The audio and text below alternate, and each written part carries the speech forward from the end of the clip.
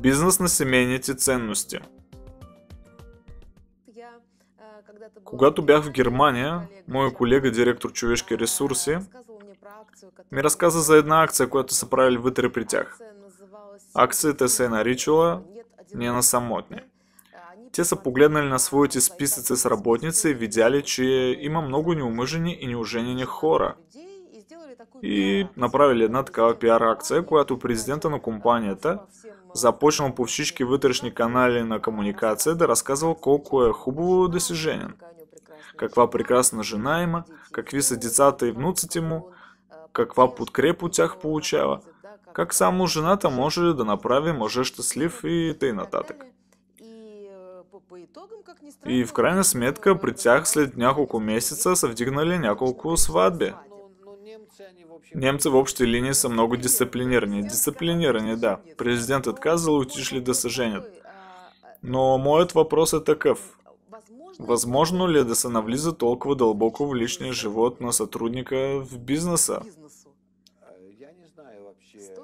Аз не знам въобще просто така, ако ги е повел към това, но още веднъж, това е специфичен народ, така че не мога да говоря за тях. А въобще трябва да разберем, че в Русия можем ли такова нещо да направим? Ще бъде ли полезно? Не мисля, че това дълго ще продължи. Защото в края на краища трябва да се промени човека. Нашия егоизъм не може вече нищо да търпи. Никакво натоварване. Да се отглежда деца днес е страшно натоварване. Това е 2-3 пъти повече, отколкото човек може да издържи. Цялото семейство трябва да работи върху него и да се занимава с него. Защо? За да си отиде от дома ли? Без да се знае какво се случва с него? Там след 15-20 години. Тоест всичко това е толкова... Аз разбирам, че съществува природен инстинкт, че искаме деца и внуци. Но и всъщност виждаме, че не ги искаме много. Погледнете колко жени не искат да се женят.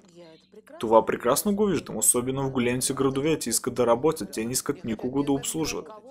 Не искат дори да работят. Въобще не искат. Аз работя, аз живея заради себе си. Такъв е егоизма. Така че не мисля, че трябва чрез някаква пиар компания да ги принуждаваме един вид към брак. Това въобще няма да издържи дълго. След това, разбира се, ще се появят разводи. Но това не е ли част от възпитанието на човека?